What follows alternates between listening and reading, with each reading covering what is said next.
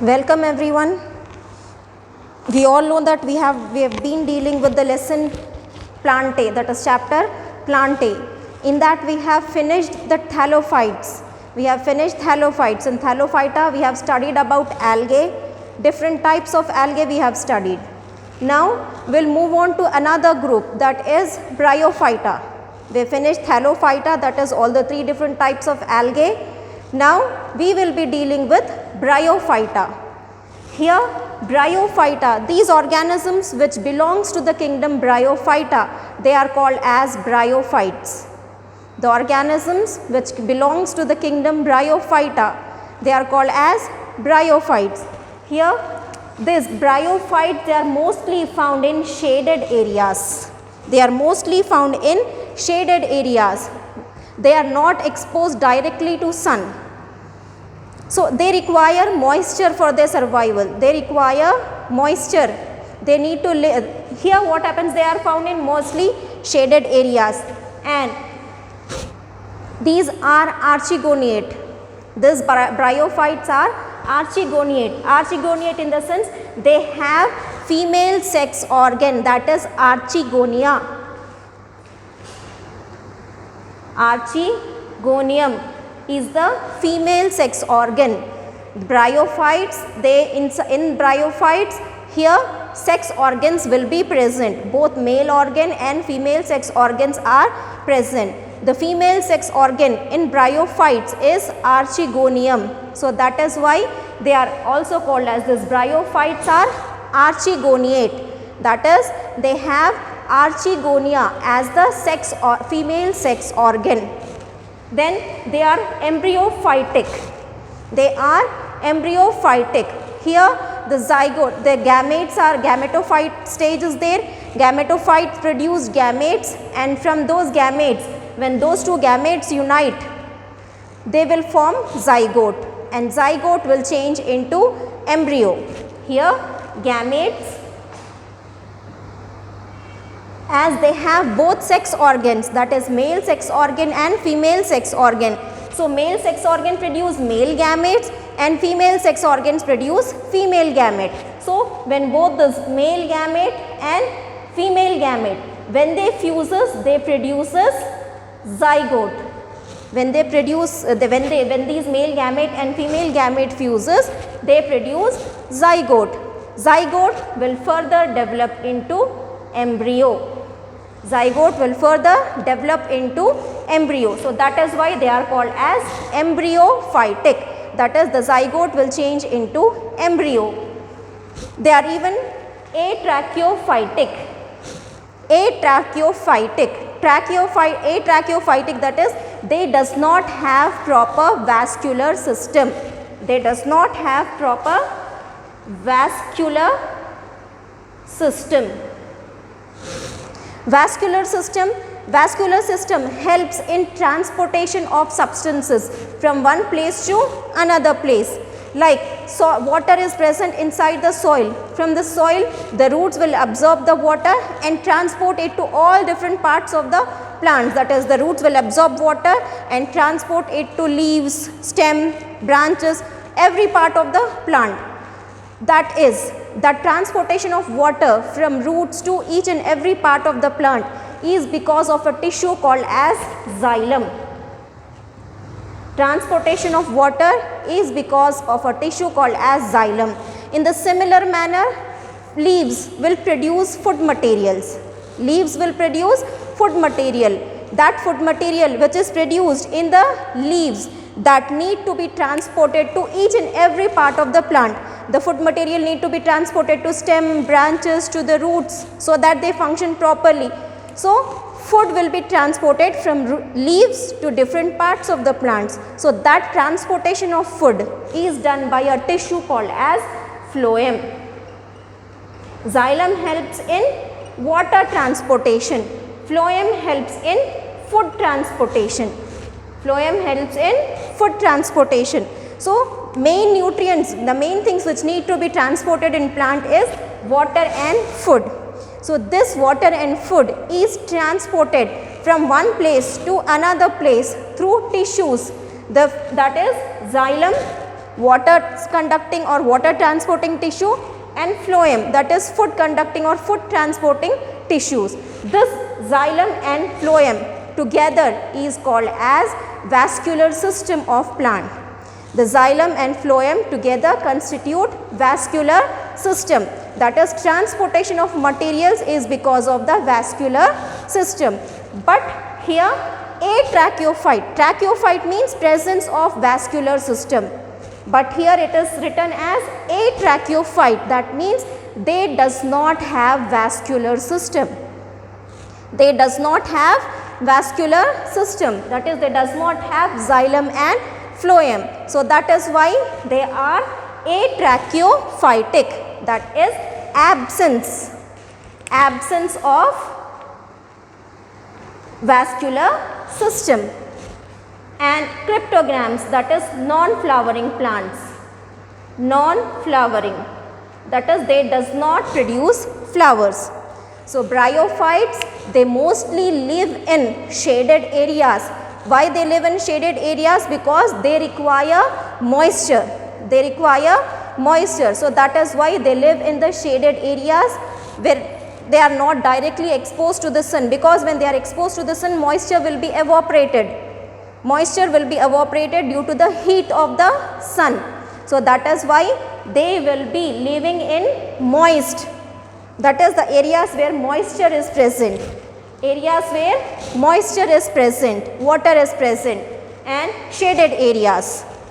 They are archegoniate, that is they have female sex organ as archegonium. Then they are embryophytic, that is after that is gametes will fuse to form zygote, zygote will change into embryo. So that is why they are embryophytic. They are atrachophytic, that is vascular system is absent, and they are cryptogams, that is they will not be producing flowers. So how they reproduce when they doesn't produce flowers?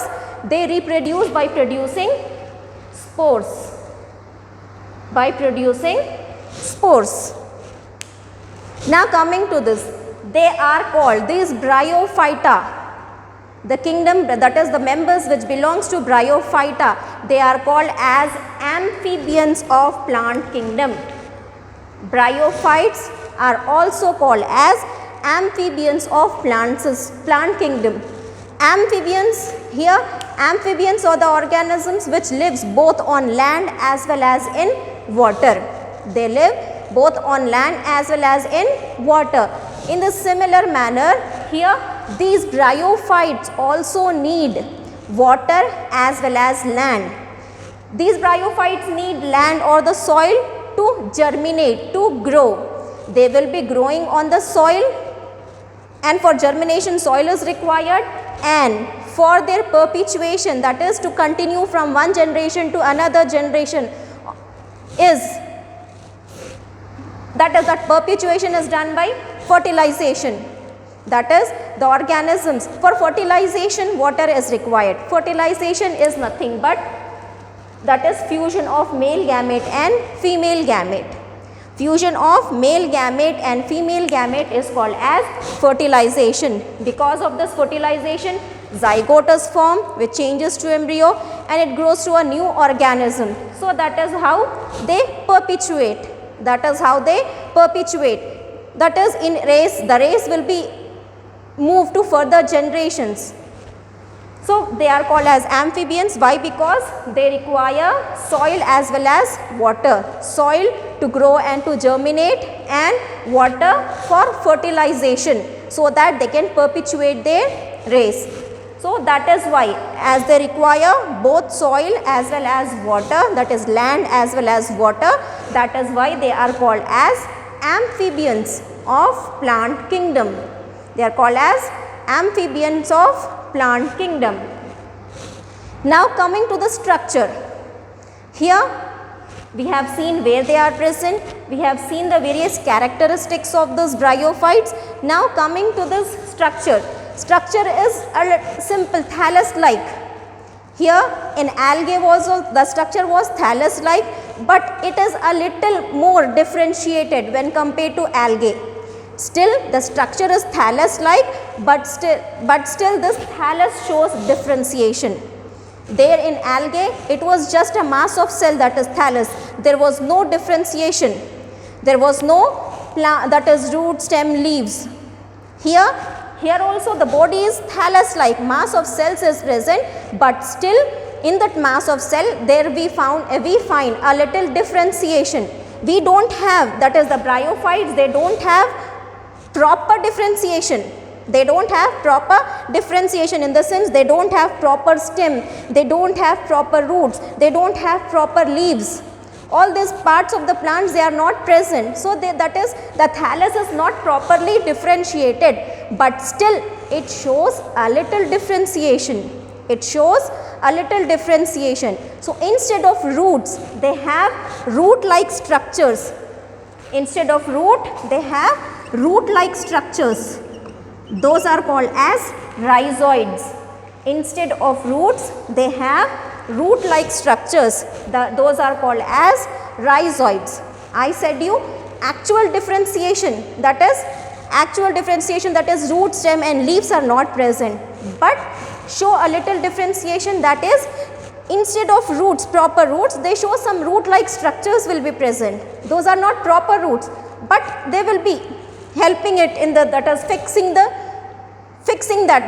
organism to the soil. So, that is root-like structures are present, those are called as rhizoids. Then colloids, that is these are stem-like structures. Stem-like structures are present, those are called as colloids. And then we have phylloids, that is these are leaf-like structures.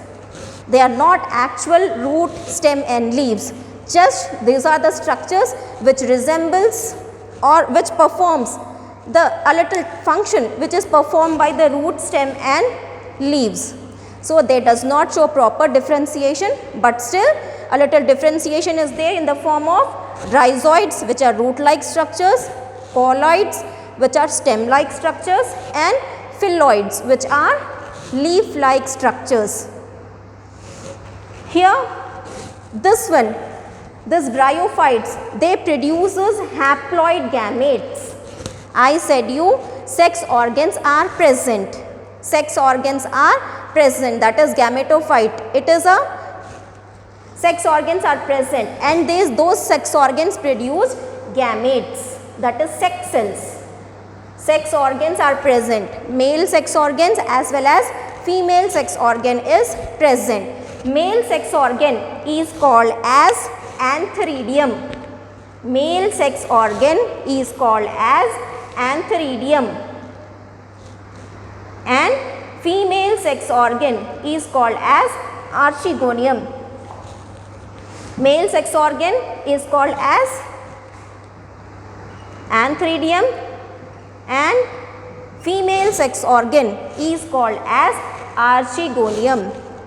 Archegonium is the female sex organ and antheridium is the male sex organ.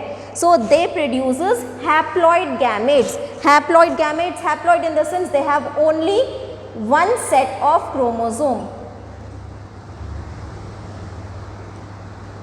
That is, they show N condition. They show this, we have already seen in 10th class what are haploid and diploid cells. So, here antheridium and archegonium, they produce gametes. Gametes in the sense sex cells. They produce gametes, that is sex cells, and these sex cells are in haploid condition. These sex cells are in haploid condition, that is they consist of only one set of chromosomes. So, as they produce gametes, it is also called as gametophyte.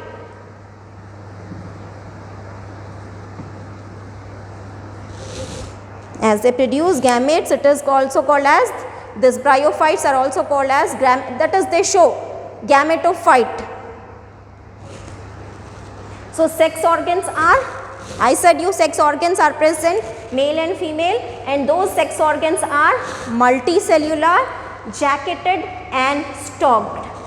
Those sex organs are multicellular, jacketed and stalked, that is they are covered, jacketed in the sense they are covered in some coat, and stalk, that is stalk like structure is present. So when we see this in the next lectures, when we see the structure of this archegonium and antheridium, then we will be able to know what do you mean by this jacketed and stalked. But as of now, the sex organs are multicellular, jacketed and stalked. Here when this male, that is antheridium, produces male gametes, that is biflagellate sporozoids.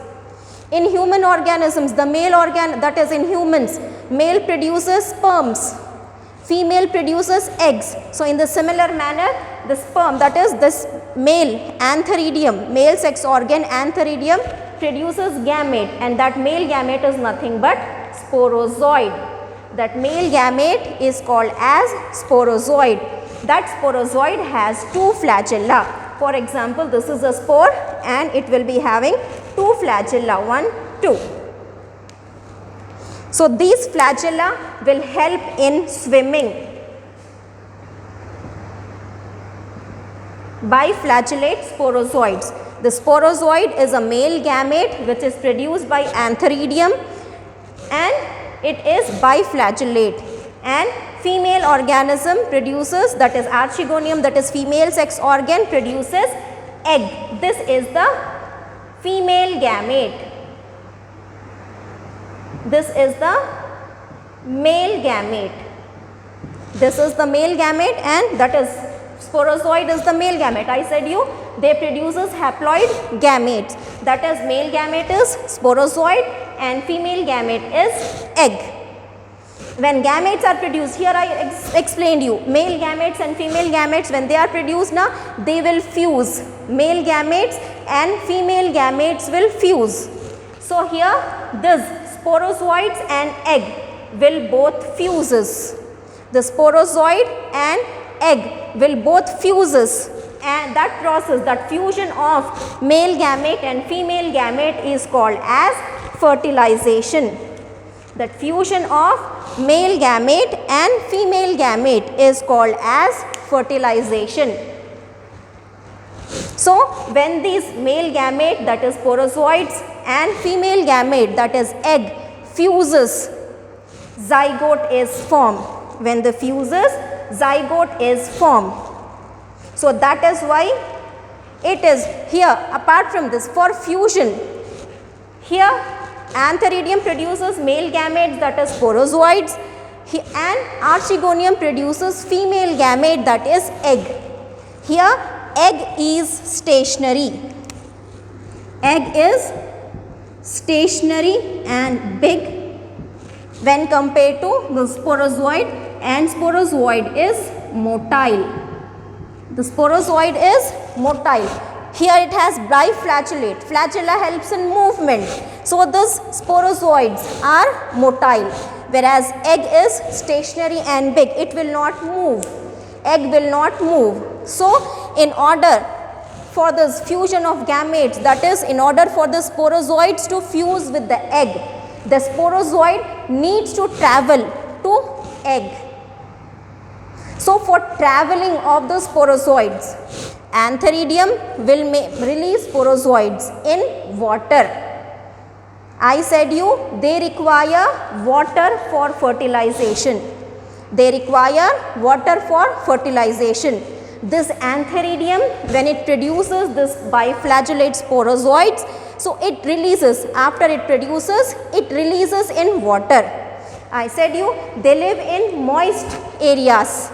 They live in moist areas. Why? Because they require water for fertilization. So as soon as this antheridium produces sporozoids, they release that sporozoids in water. So when in the water, they will be swim. These sporozoids, biflagellate sporozoids, with the help of flagella, swim and come near the egg, archegonium, and come near archegonium. Inside archegonium, egg will be present and they will fuse with the egg. So this type of fusion is called as zoidogamous oogamy. Zoidogamous in the sense traveling of this motile male gamete to stationary female gamete. is called as zoidogamous. That is for fusion. This sporozoid need to travel, need to swim in water and come to this archegonium. Then this sporozoid fuses with the egg. So that is oogamous. Oogamous in the sense this non-motile big female gamete fuses with small and motile male gamete, that is oogamous. Zoidogamous, that is traveling of zoidogamous. Oogamy is nothing but traveling of male motile gamete in water, that is through swimming in water to this that is archegonium, in which stationary big female gamete is present and then fuses.